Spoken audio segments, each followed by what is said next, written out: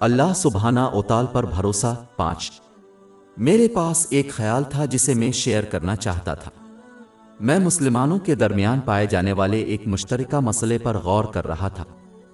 جب بعض کو مشکلات کا سامنا کرنا پڑتا ہے تو بجائے اس کے کہ وہ خود کو اور اپنے طرز عمل کا جائزہ لے کے کیا انہیں بہتر کے لیے بدلنا ہے اور اللہ تعالیٰ کی فرما برداری پر ثابت قدم رہنا ہے، صبر کے ساتھ راحت کا انتظار کرنے کے بجائے وہ ان پڑھ اور ناتجربہ کار لوگوں کی طرف رجوع کرتے ہیں جو اصلاح کا دعویٰ کرتے ہیں، روحانی ذرائع سے دنیاوی چیزیں۔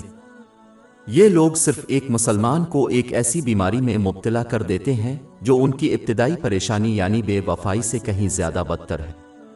یہ لوگ مسلمانوں کو یہ باور کراتے ہیں کہ ان کے مسائل تو مافوق الفطرت مخلوقات جیسے جنات کی وجہ سے پیدا ہوئے ہیں یا پھر کالا جادو جو کسی نے ان کے خلاف استعمال کیا۔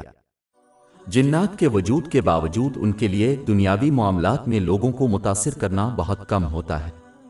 یہ غلط مشورہ مسلمانوں کو چھوٹی چھوٹی باتوں پر سخت بے وقوف اور توہم پرست ہونے کا سبب بنتا ہے، اور یہ ان کے دوستوں اور رشتہ داروں کے بارے میں بھی شکوک پیدا کرنے کا سبب بنتا ہے۔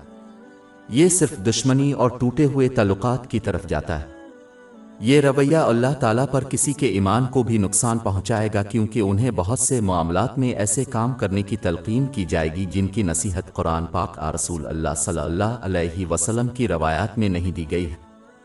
مسلمانوں کے لیے ضروری ہے کہ وہ اسلامی علم حاصل کرنے اور اس پر عمل کر کے اپنے ایمان کو مضبوط کرے۔ اس سے وہ ایسے بے وقوف لوگوں کی طرف متوجہ ہونے سے بچیں گے جو اپنے مسائل خود بھی حل نہیں کر سکتے، دوسروں کے مسائل حل کرنے دیں۔ مضبوط ایمان ان کو متاثر ہونے سے روکے گا کیونکہ وہ ہر حال میں اللہ تعالیٰ پر مکمل بھروسہ کریں گے۔ مضبوط ایمان ایک مسلمان کو یہ سمجھنے کی اجازت دیتا ہے کہ اگر ساری مخلوق انہیں نقصان پہنچانا چاہے تو وہ ایسا نہیں کر سکے گا جب تک کہ اللہ تعالیٰ اس کی اجازت نہ دے۔ اسی طرح ساری مخلوق ان کو فائدہ نہیں پہنچا سکتی جب تک کہ اللہ تعالیٰ نہ چاہے، اور ہر معاملہ اور صورتحال ایک طے شدہ اور ناقابل تغیر منصوبہ یعنی تقدیر کے مطابق ہوتی ہے۔ اس کی نصیحت پورے قرآن پاک اور احادیث نبوی صلی اللہ علیہ وسلم میں کی گئی ہے، جیسا کہ جامع ترمذی نمبر 2516 میں موجود دور رس حدیث ہے۔ نتیجہ اخذ کرنے کے لیے ایک مسلمان کو جب کوئی مسئلہ درپیش ہو تو سب سے پہلے اپنے طرز عمل کا اندازہ لگانا چاہیے، اور اگر ضروری ہو تو اسے درست کرنا چاہیے، اور پھر اللہ تعالیٰ کا فرما بردار رہنا چاہیے، اس کے احکام کو بجا لاتے ہوئے، اس کی ممانعتوں سے اجتناب کرتے ہوئے اور تقدیر کا صبر کے ساتھ سامنا کرتے ہوئے اور مزید مشکلات سے بچنا چاہیے۔